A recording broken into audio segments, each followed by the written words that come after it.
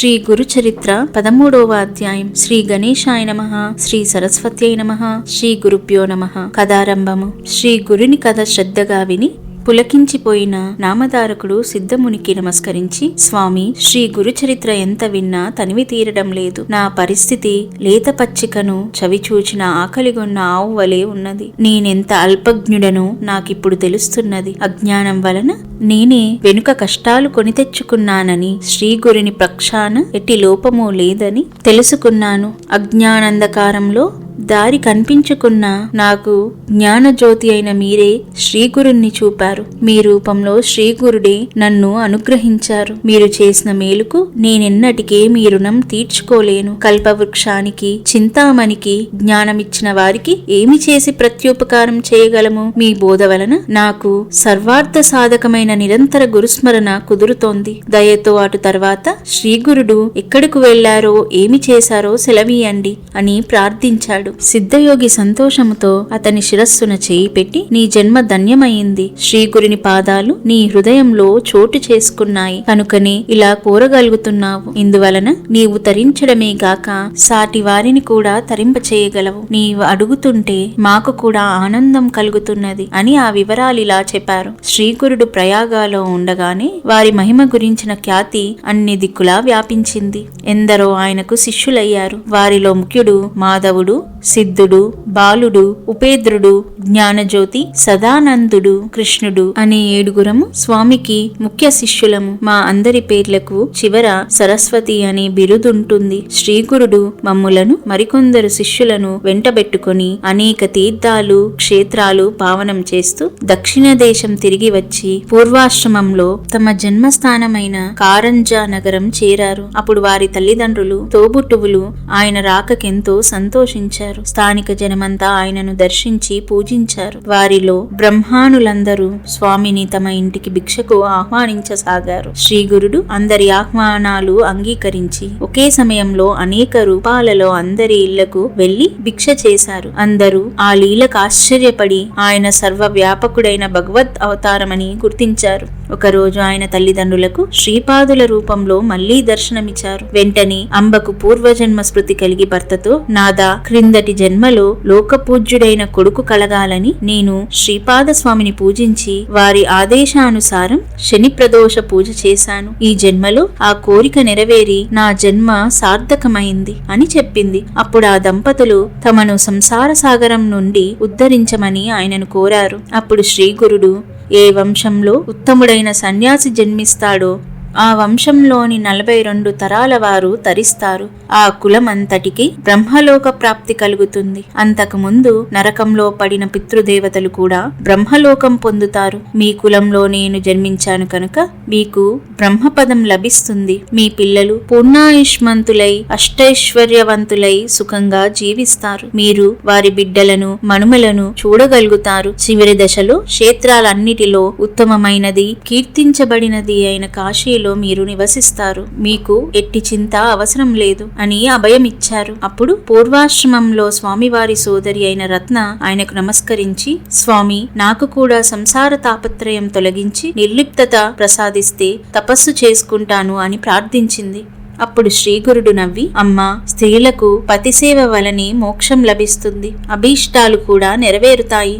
కాబట్టి భర్తయే పరమేశ్వరుడన్న భావంతో ఆయనను సేవించు. గృహిణులకు అదొక్కటే మార్గమని వేదం చెప్పింది అన్నారు. అప్పుడామె, స్వామి, మీరు త్రికాలాజ్ఞులు, నా ప్రారబ్ధం ఎలా ఉన్నదో నా భవిష్యత్తేమో తెలపండి అని కోరింది. శ్రీగురుడు, నీ సంస్కారం తామసికమైనది. పూర్వజన్మలో అన్యోన్యంగా ఉన్న దంపతులకు తగవు పెట్టి వారిని విడదీశావు. అందువలన ఈ జన్మలో నీ భర్త నిన్ను విడిచి సన్యాసి అవుతాడు. పూర్వజన్మలో నీ ఒక ఆవును కొట్టి చంపావు. అందువలన నీకు ఈ జన్మలో కుష్ఠిరోగం వస్తుంది అని చెప్పారు. వెంటనే రత్న భయంతో ఏడుస్తూ ఆయన పాదాల మీద పడి, గురుదేవా, నన్ను రక్షించండి అని వేడుకున్నది.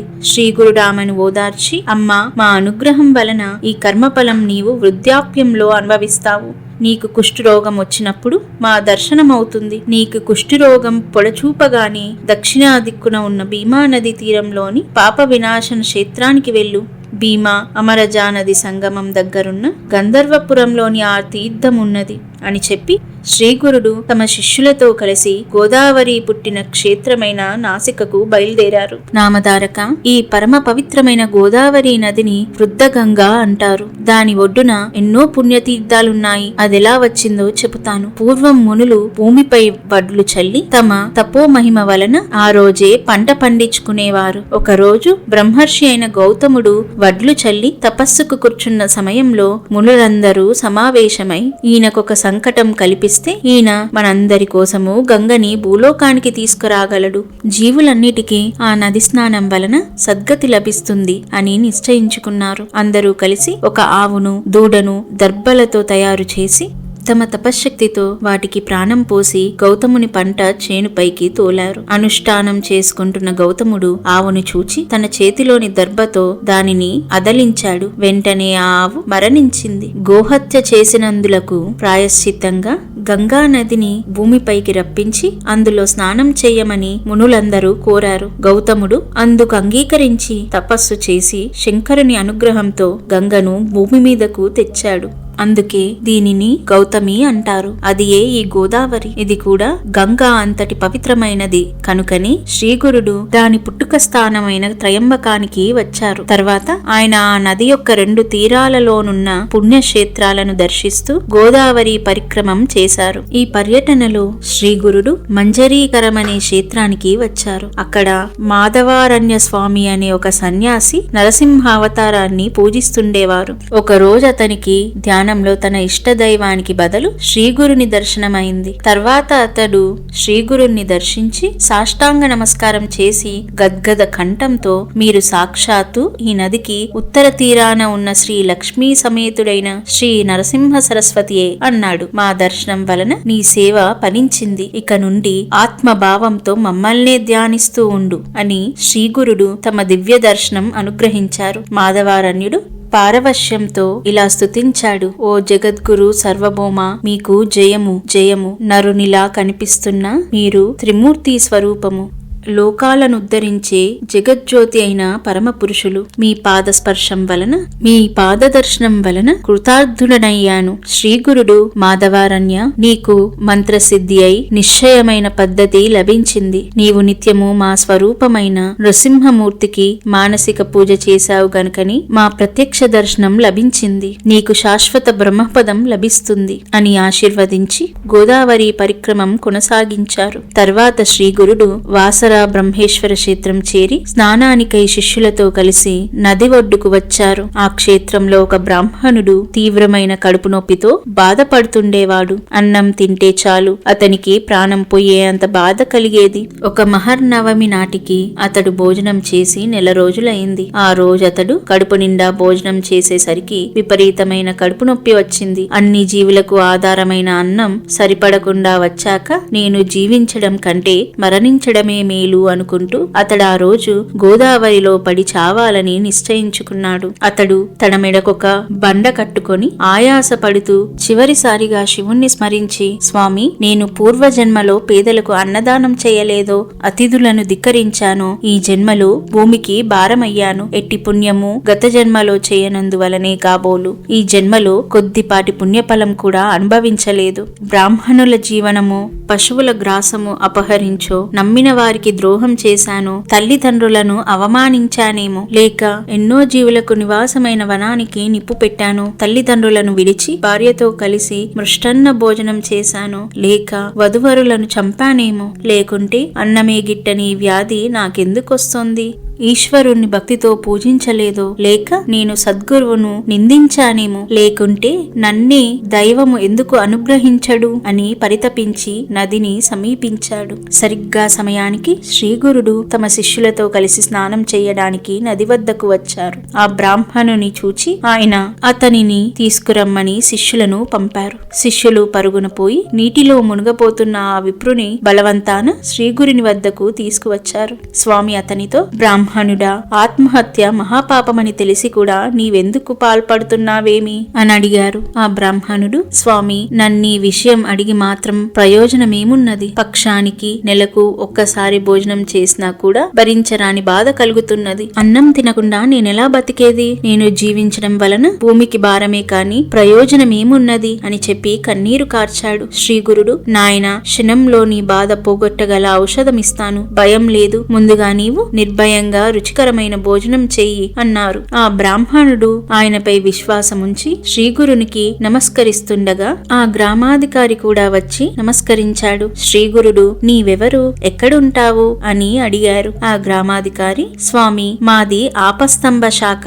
కౌండిన్యస గోత్రము, నన్ను సాయం దేవుడంటారు. మా స్వస్థానం కడకంచి, కాంచీపురం. కేవలం భుక్తి కోసము ఒక యవ్వన రాజు సేవలో సంవత్సరం నుండి పనిచేస్తున్నాను. మీ దర్శనం వలన నా జన్మాంతర పాపాలన్నీ నశించాయి. గంగలో స్నానం చేస్తేనే పాపాలు నశిస్తాయి. చంద్రుడు రాత్రి సమయాలలో మాత్రమే తాపాన్ని పోగొడతాడు. కల్పవృక్షం తన నీడను ఆశ్రయిస్తే మాత్రమే కోరినది ప్రసాదిస్తుంది. కాని ఈ విశ్వాన్ని తరింప చేయడానికి అవతరించిన తమ దర్శనం తక్షణమే పాప తాప దైన్యాలను హరించి ధర్మార్థ కామ మోక్షాలను ప్రసాదించగలదు. నా అదృష్టం వలన ప్రయత్నంగానే మీ దర్శనమైంది అని స్తుతించాడు. శ్రీగురుడు అతనిని ప్రేమగా తమ దగ్గర కూర్చోబెట్టుకొని, సాయందేవా, నేనొక మాట చెబుతాను విను. ఈ బ్రాహ్మణునికి ఉదరశూల రోగమున్నది. భోజనము లేకుండా ఇతడెలా బతుకుతాడు? ఇతని రోగానికి మృష్టన్న భోజనమే మందు. కనుక నీవతనిని తీసుకువెళ్లి మంచి భోజనం పెట్టు